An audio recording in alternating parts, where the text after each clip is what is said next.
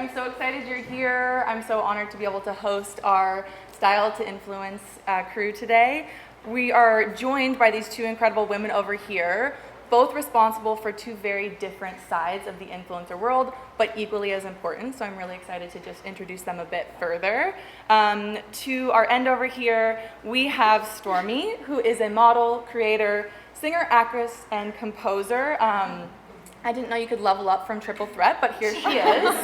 Stormi and I have actually known each other since 2018 when I was working at Aloe, and she's one of those creators you just keep going back to, and is just so incredible to work with, and really excited to have her here. Fun fact about her, she's one of those that never went full in on a manager, so she likes to connect with brands and really make magic, which I think is special about her and a rarity in today's world.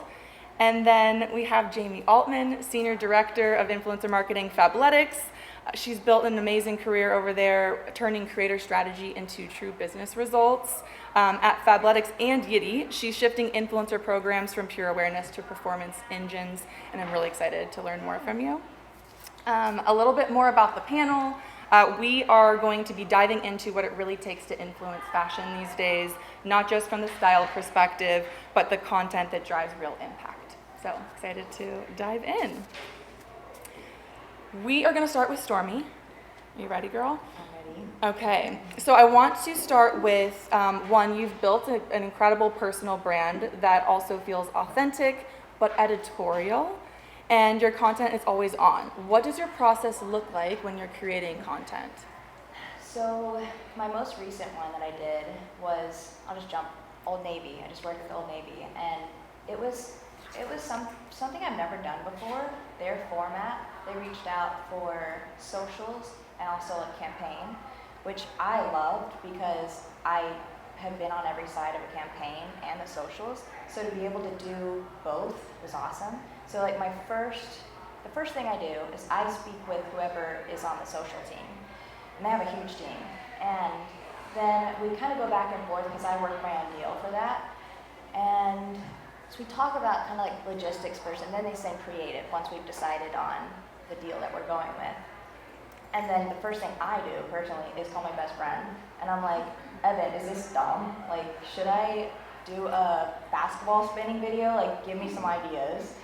And because a basketball spinning video was the first thing that went viral on my page. But then I was like, so I can wear the Old Navy clothes, I can give them what they want, I can go through different looks, but then I can do the thing that kind of blew the page up in the first place. So, and then I go back and forth with the team, and I send them ideas. Do you like this? Does this align? Give me ideas, because I want more. I want to know what you want, but keep it authentic, my page. Yeah. Tell me a little bit more about that then when it comes to briefs. We talked about that in the previous panel. What level of information do you like in briefs? I want so much. I don't want parameters, and like, they've gotten better. They used to be like, you're putting this outfit on, you're doing this exact thing, but now they're better at like, what resonates with your audience, which is amazing. They're just now catching on, though, I swear to God. But yeah, wait, what was the question? The amount of information in briefs. Oh, I want more. I want style inspo. I want the inspo for the whole entire vibe that you're going for. I want pictures. I'll go back, do you like this? And then they're no. I'm like, be really specific, because I can do whatever. Yeah. I can give you what you want, but just let me know what you want. Yeah. And then we kind of just decide on like a happy medium. Yeah, I'd love to learn a little bit more about the Old Navy campaign too, because we had talked about it a little bit before even you starting this campaign, and what stood out to me was their intent in the beginning to think about where they were going to be using this content, but allowing you to be basically the studio for this campaign, and this kind of new shift of brands reaching out to creators and allowing them to actually be a content studio when thinking about these new brand campaigns. And I'd love to hear your perspective on that. Yeah, that was a double. So they had me shoot the campaign, which was really lo-fi, which I love, but I have been in campaigns before. I've seen the hair, I've seen the makeup, I've been doing it since I was 17 years old. I'm 34 now. And so I know how to do all those parts, and I prefer to do my hair, and I prefer to do my makeup, and I know people who shoot content And I can do it, like package them and give them a full campaign and then they just give me all the money, which is lovely. Yeah. But I can give them a full campaign, which I've never done that before. That was awesome. But then there's also like the reel and the TikTok and the threads, whatever they need. Also, I did like a double package on that. Yeah. Which I love doing the campaigns. That's my favorite.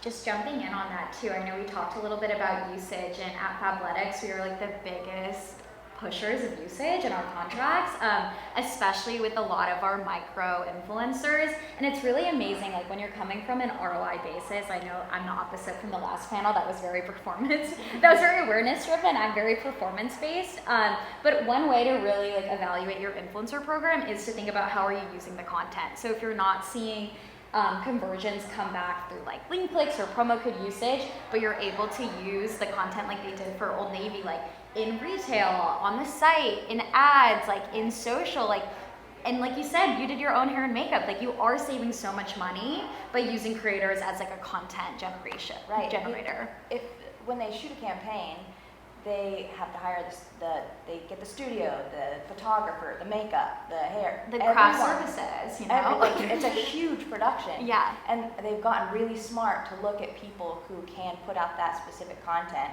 and then just be like, can you deliver this?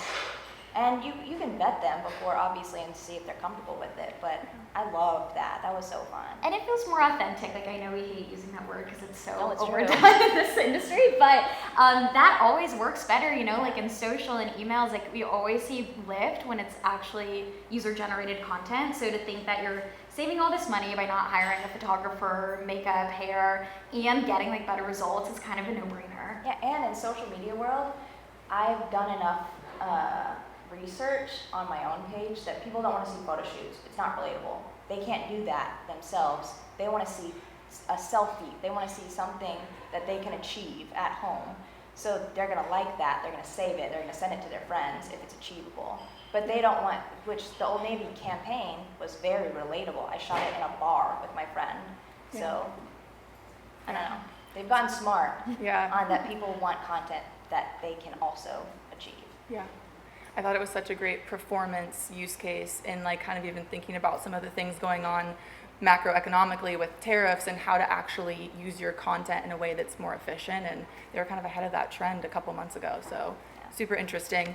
To follow up a little bit on that, has your approach changed at all over the years with the rise of TikTok, video content, and even new platforms? Yeah, I used to live solely on Instagram, and I feel like I would curate my page more on Instagram, and I felt more pressure, and I felt like there was more eyes on me. So then when I put the content out, I was really precious with it. Now TikTok is so silly that like they want silly, so that's where that kind of piece of my world can live. And my Instagram's it's chaotic. It's like dumps of my week, but it's more curated and thought out than my TikTok.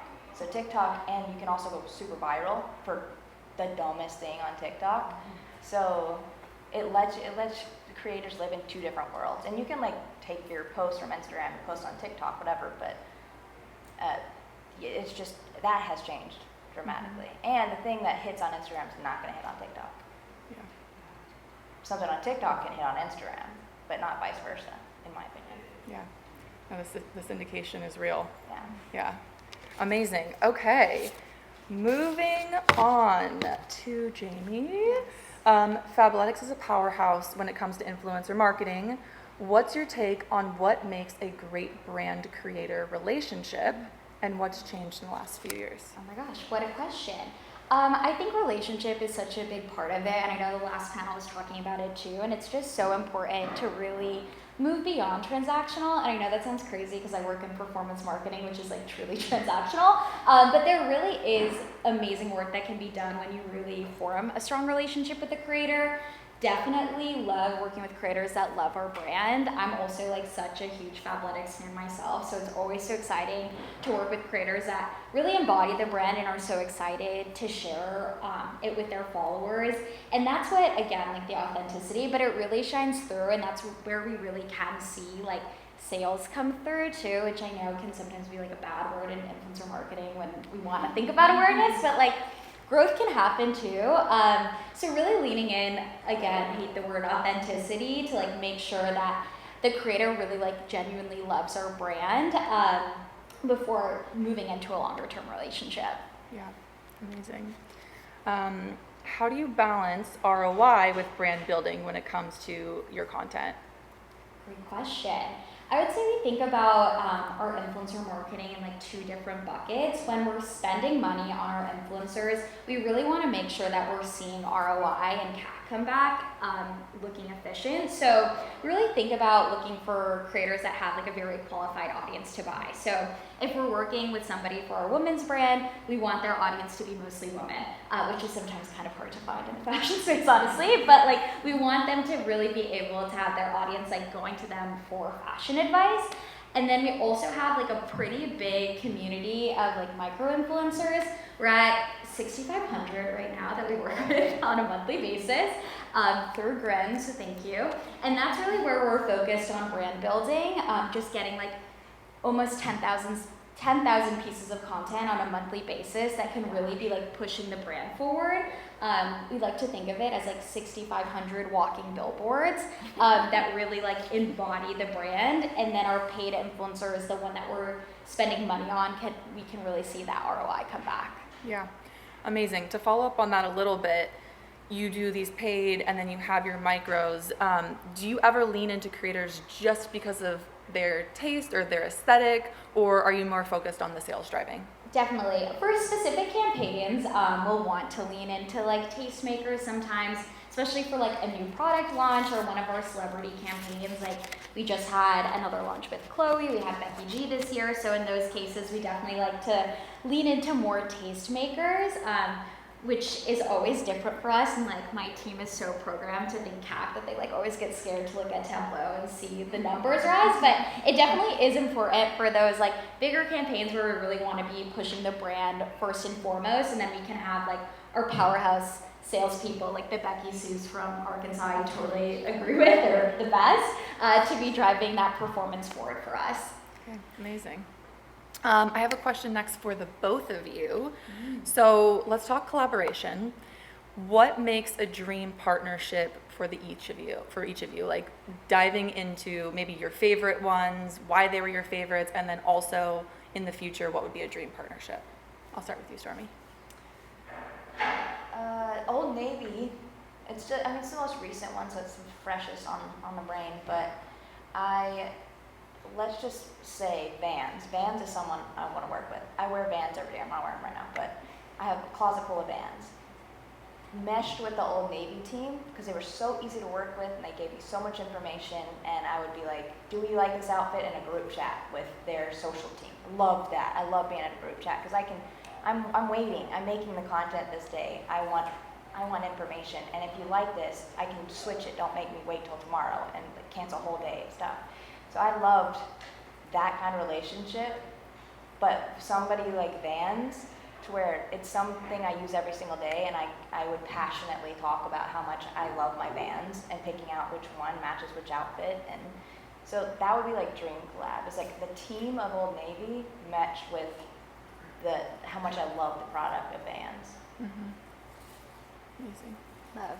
Okay, I feel like I've already talked about how much I love Fabletics, but I really do. And I've always loved the brand, and I love that like how much it stands for inclusivity, especially in activewear. I think that can be really hard to find. It can often like size out really early or just not feel like something that's inclusive for like all sizes. So I've always admired Fabletics like since it came out. So I love when I get to work with creators that feel the same way, and we get to like talk about like not fitting into aloe together and bond over it. Sorry, no offense. And so like that is always so exciting to me when I can really like bond with creators and like we can get excited about the brand that we're both working on and like bringing some good into the world from like a body inclusivity piece.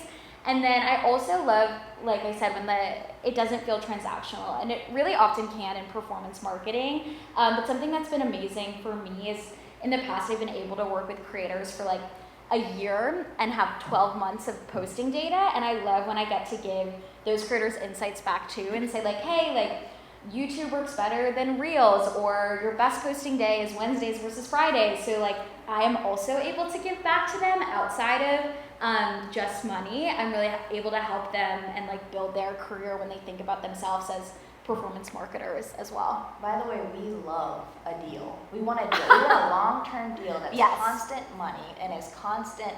I know how to shoot this product. Yeah. I've done it before. I'm comfortable with it. I love it. Like, we prefer it. Oh, On our side, for sure. and to work with one team over and over. You don't have to learn a new team every time you get a new deal. Totally. And after like, 6 months of posting a clothing brand, like you get the hang of it. Like you don't need a brief. No. And it feels so much more organic to just post it like every day, like, oh, in stories like wearing Fabletics or wearing Old Navy, tagging it, like that's always so exciting too. And it's not like, okay, very contracted, deliverable every single month, but it feels more infused into the everyday. Like Maddie Ziegler. Yes. That in my brain, I'm internet friends with her, but she's synonymous with Fabletics Yeah. for me, which Yeah. I think is good for y'all. Oh, totally. I love her. Yeah. What qualifies somebody to be a long-term partner for Fabletics? Great question.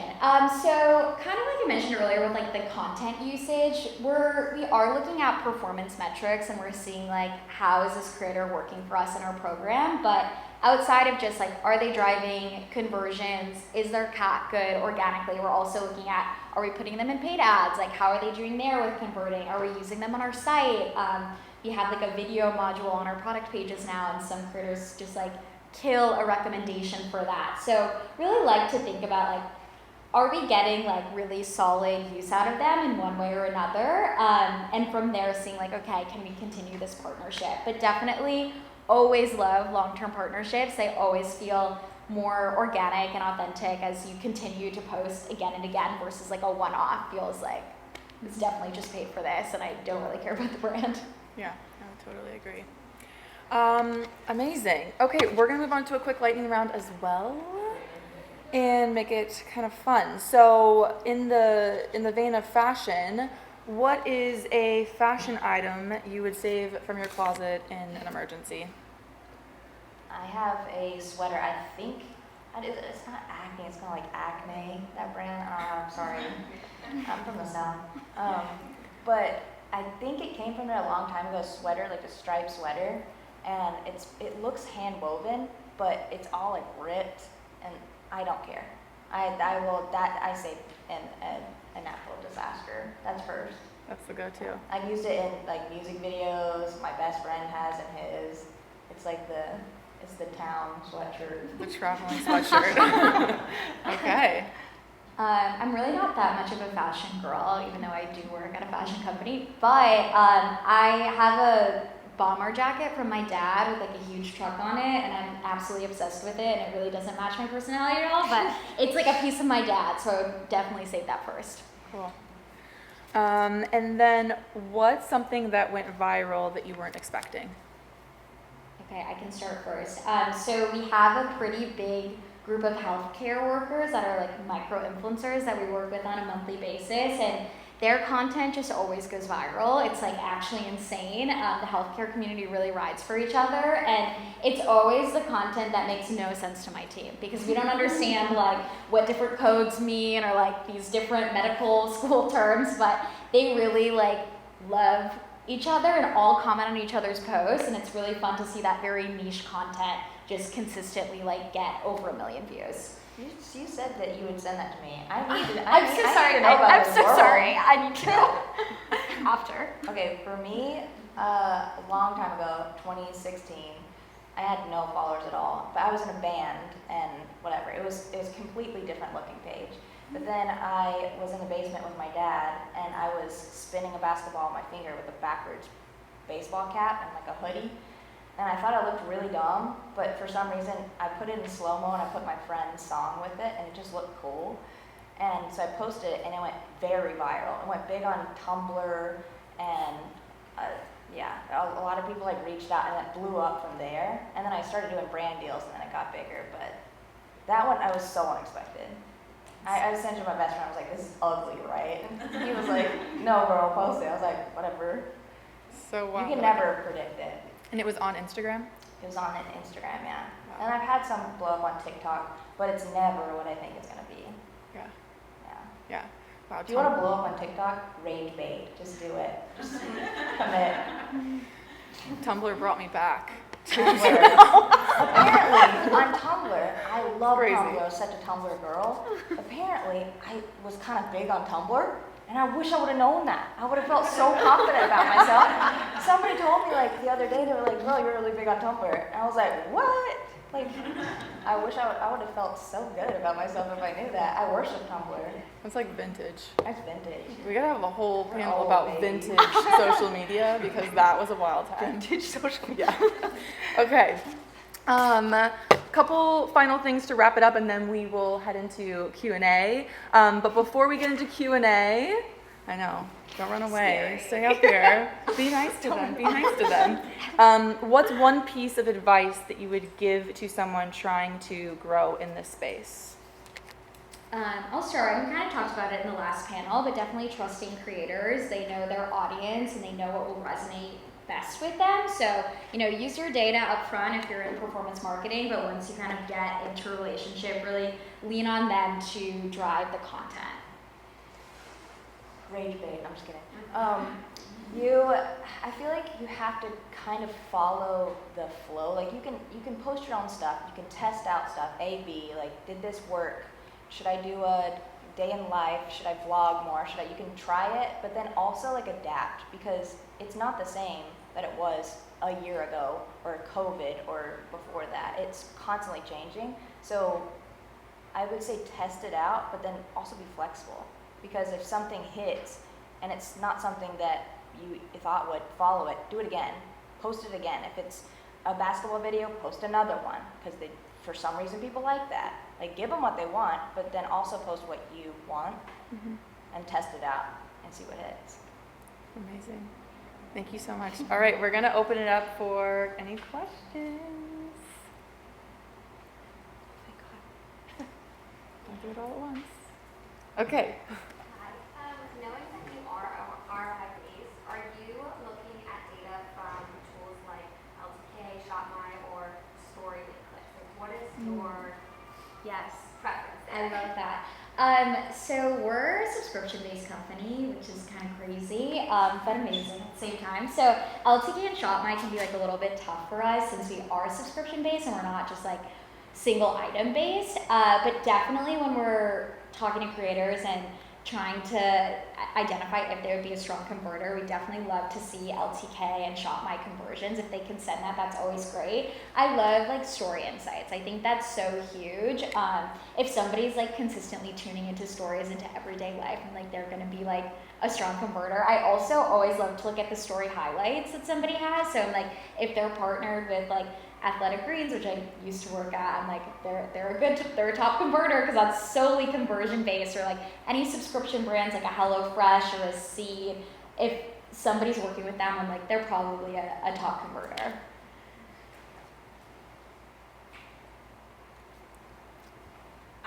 My question is for Jamie. So since you like to do long-term partnerships and you found that to be really successful, do you ever experience fatigue or the audience fatigue from creators? And if so, how do you manage that? So tough, absolutely. That's a huge part. That's a huge tough thing in like performance marketing with influencers, because if they're not growing, their audience really isn't growing. So I struggled a lot with that at Athletic Greens because we only had one product and one SKU. So like if you're not buying it the first month, you're not buying it the 12th month, right? Like nothing's changing. But with Fabletics, it's a little bit easier since we do have such like different SKUs every single month. So we can change it up a little bit. We'll also like play around with how we structure the campaign. So maybe we're doing like a bi-monthly cadence instead of a monthly cadence to help with saturation. Maybe we'll try a different channel. We love to keep our partnerships as long as possible, but sometimes we do like hit a point when we're like, oh shoot, we're fatigued. So are we going to use them in paid ads more than to like make it work, because we want to keep working with them so desperately. So my question is for Stormi. If it was a small brand like approaching you where not very established, you don't know much about them, what would be appealing for you, or what would convince you to have the brand win you over? I feel like I would like to try it out. Like if I've been so sold stuff before. Like somebody will send me a mascara or something. I'm tried and true with my mascara, and then I try something new, and then I love it, and then I'm buying it over and over. If I learn to like love the if I learn like the product, then I will actually like endorse it. So I love gifting stuff to get to try it first before I start like working with them. But I mean, I like to be presented everything because I never know what I could find and I could like. So it doesn't have to be a huge deal. I tell my modeling agents and whatever, I'm like, send me anything. I want to see all of it. Like, don't think that something is too small for me because maybe it's something that I wanted to try, or yeah, I don't know. I want everything. Maybe everyone's not like that, but I'll take any deal sometimes. I'm like, cool, yeah, you want to work with me and I have time, my child's in school, let's go. I don't know. Big money's good too, but like little money's good too. Money's money. Anybody else? I have a question for Jamie. I know you work with a lot of long-term partners, but when you are casting for campaigns and looking for new creators, what are like the top things that you're looking for? What really makes creators stand out? I love that. I would say we're always looking first. Like, we do a lot of manual prospecting, honestly, and like we'll start, I'm sure everybody does this, but we'll start with one creator we love and then look at the similar to button and just like go down a rabbit hole of the most amazing creators you'll ever find. Then really like looking into their content. So for Fabletics, we love like mid-sized girl, we love relatable girls, we love people that are posting a lot of fashion content since their audience is like seeking them out for ideas on what to buy. So we'll look a lot at content too, and then dive a little bit deeper, like comment sentiment, or people like, oh my god, I can't wait to buy this. Look at story views. We spend a lot of time in the prospecting phase. There's like no one good answer. Obviously, audience demographics are always amazing, but also that qualitative information just like really goes so far.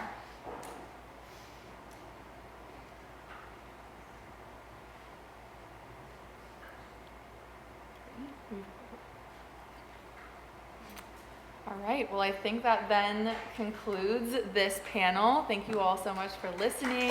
Thank you both for taking your time and sharing your wisdom. Thank you so much.